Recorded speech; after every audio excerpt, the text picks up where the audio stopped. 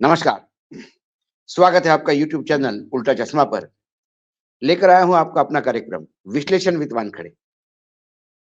लेकिन किसी विश्लेषण को शुरुआत करने के पहले हम श्रद्धांजलि देना चाहेंगे प्रसिद्ध शास्त्रीय संगीतकार, गायक राशिद खान साहब को।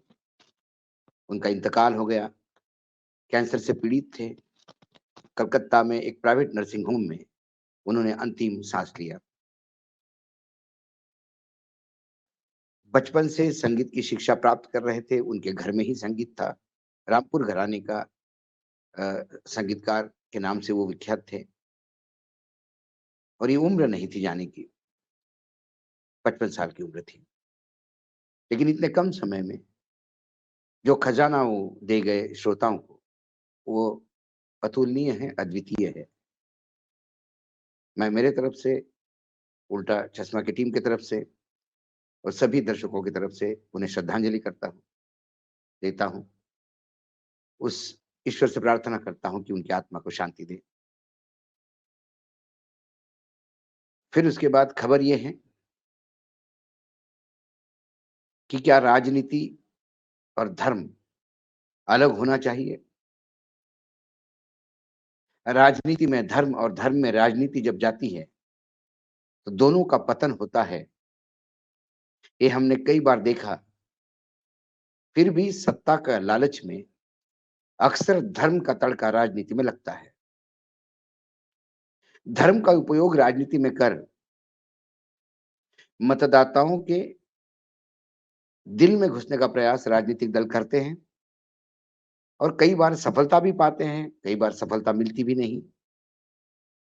और जब सफलता पाते हैं, तो मुझे लगता है फिर उन्होंने सत्ता का सुख भोगना चाहिए, जिसके लिए वो आए जाते हैं। जनता का काम करेंगे, जनता का भला करेंगे, ये सब ढकोसली बातें हैं। वो अपना भला करने, अपना सत्ता सुख भोगने के लिए आते हैं। लेकिन जब राजनीति धर्म में इंटरफेयर करने लगती है, तब फिर थोड़ा कॉशियस होने की ज़रूरत है।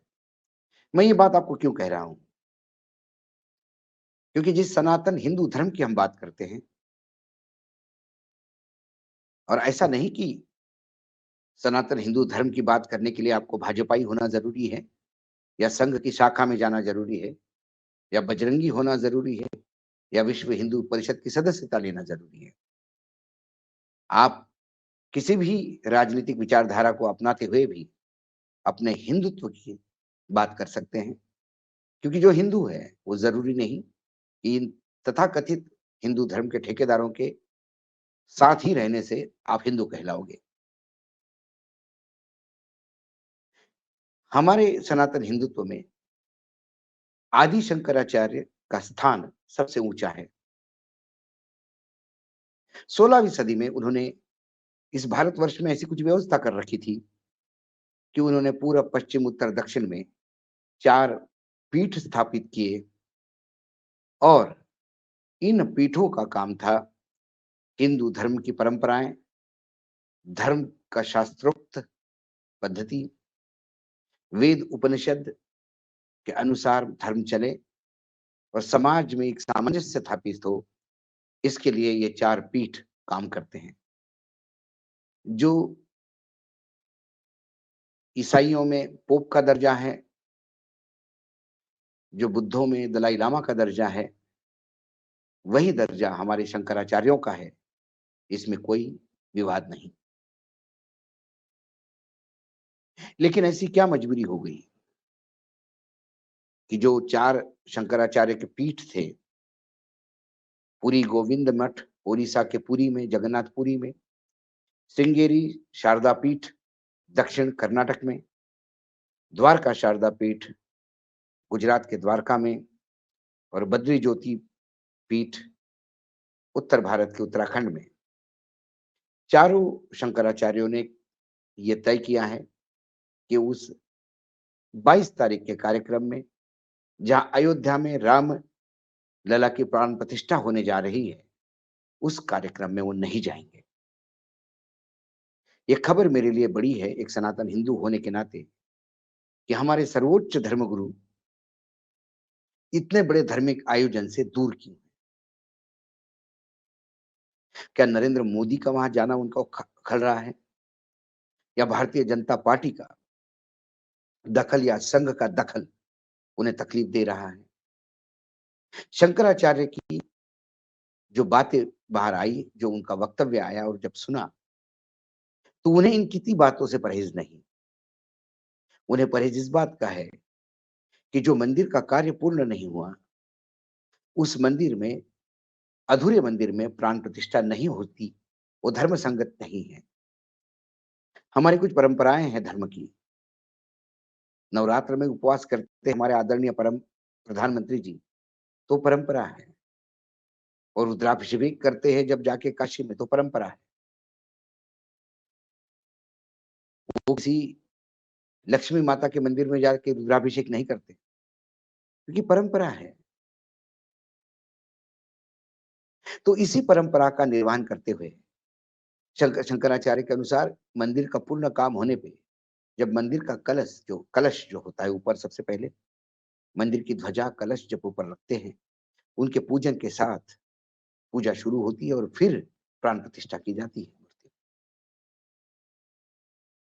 ऐसे में अधूरे मंदिर में प्राण प्रतिष्ठा ये धर्म संकट नहीं है, वो जो धर्म के अनुसार नहीं है, वो अधर्मी है। और फिर ऐसे अनुष्ठान में, ऐसे आयोजन में धर्म के रक्षक, धर्म को परिभाषित करने वाले ये चार शंकराचार्य कैसे जा सकते हैं? ये प्रश्न जब वो पूछते हैं, तो एक सनातनी हिंदू होने के नाते मेरे पास उसका कोई उत्तर नहीं।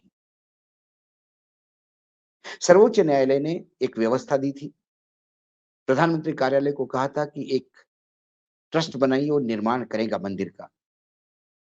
तो निर्माण करिए मंदिर का, लेकिन मंदिर में मूर्ति की प्राण प्रतिष्ठा को कैसी होगी, मंदिर में पूजा किस पद्धति से होगी, ये काम उस ट्रस्ट का नहीं है।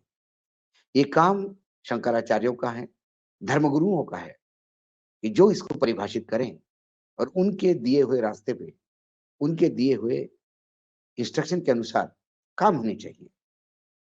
शंकराचार्य का कहना था कि रामनवमी तक शायद मंदिर भी पूरा हो जाता। राम जन्म का दिन था, उस दिन भी प्राण प्रतिष्ठा हो सकती थी, मुहूर्त फिर निकाले जा सकते थे। अधूरे मंदिर में वास्तुकला से अनुसार और तमाम वेद उपनिषद के अनुसार, धर्म ग्रंथों के अनुसार अधूरे मंदिर में कभी भी भगवान की प्राण प्रतिष्ठा नहीं होती। ये बात जब उन्होंने कही, तो चंपत राय जो ट्रस्ट में है, उस संघ के कार्यकर्ता हैं, प्रचारक है, वो ट्रस्ट के ट्रस्टी हैं। और फिर उन्होंने एक बात कही कि यहाँ पर इस आयोजन में शंकराचार्य की कोई जरूरत नहीं। ये तो रामानंद संप्रदाय का मंदिर है, रामानंद संप्रदाय का मंदिर है। ये बात पूरे देश को कल समझ में आई जब चंपत राय ने कहा। सवाल रामानंद संप्रदाय का मंदिर है, तो फिर रामानंद संप्रदाय को ही तय करनी। मंदिर नाश का काम था मंदिर को पूर्ण रूप से खड़ा करना, मंदिर बना के आसपास का डेवलपमेंट करके फिर रामानंद समुदाय को आप वो मंदिर हैंडओवर करते, फिर वो प्राण प्रतिष्ठा करते, पुजारी नियुक्त करते। परंपरा निर्मोही आखड़ी की है। राम जन्मभूमि में रखी मूर्तियों से लेके अब तक हर संघर्ष में निर्मोही आखड़ा उस पूजा का दायित्व निभाता आ रहा है। तो पुजारी की नियुक्ति में निर्मोही अखाड़ा, वो दायित्व क्यों नहीं दिया गया? सबसे बड़ा सवाल ये है। पुजारी आप तय कर रहे हैं, जो ट्रस्ट का काम नहीं है। ट्रस्ट का काम मंदिर बनाना है, मंदिर चलाना नहीं है। प्राण प्रतिष्ठा काम ट्रस्ट का नहीं है। और रामानंद संप्रदाय सनातनी हिंदू संप्रदाय है, वो भी शंकराचार्य में ही सम्मिलित होते हैं। वो भी शंकराचार्य से अलग नहीं है। वो भी शंकराचार्य के आदेशों को मांगते हैं। वो भी जब धर्म में कोई त्रुटि आती है या उन्हें कोई कंफ्यूजन होता है, तो वो क्लियरिफिकेशन के लिए वो शंकराचार्य के पास ही जाते हैं। 4 शंकराचार्य अलग अलग वेदों के ज्ञाता माने जाते हैं। ये जब हिंदू समाज में, हमारे समाज में ये सब व्यवस्था है, तो इस चंपत राय को किसने अधिकार दिए ये कहने का, यहाँ शंकराचार्य की जरूरत नहीं है। जहां हिंदुत्व है वहां शंकराचार्य है, जहां धर्म है वहां शंकराचार्य है। फिर चाहे कोई भी संप्रदाय हो, किसी भी संप्रदाय, जो सनातनी हिंदुत्व का संप्रदाय है, हिंदू धर्म का संप्रदाय है, वो शंकराचार्य के परे नहीं है। ये जो नया ज्ञान जो दे रहे हैं चंपत राय, इन्हें अधिकारी किसने दिया कि ये शंकराचार्य को भी नकारे, प्राण प्रतिष्ठा अपने मन से करे? ये अधिकार इनको दिया किसने? सबसे बड़ा प्रॉब्लम ये है। या 2024 में राम मंदिर की राम प्रतिष्ठा और प्राण प्रतिष्ठा करने की जल्दी इतनी है कि अधूरे मंदिर में ही अधर्मी काम होने जा रहा है, रामलला की प्राण प्रतिष्ठा होने जा रही है। मंदिर बनने से कोई रोक नहीं पाएगा, सर्वोच्च न्यायालय का निर्णय है, सबको मानना होगा। और मंदिर बन रहा है, भव्य मंदिर बन रहा है, इसके लिए कोई भारतीय दुखी नहीं है। लेकिन यदि उस मंदिर में प्राण प्रतिष्ठा होती है तो धर्म संकट होनी चाहिए। और जगत गुरु शंकराचार्य, चारों शंकराचार्य से आगे चंपत राय तो उनके सामने कुछ भी नहीं।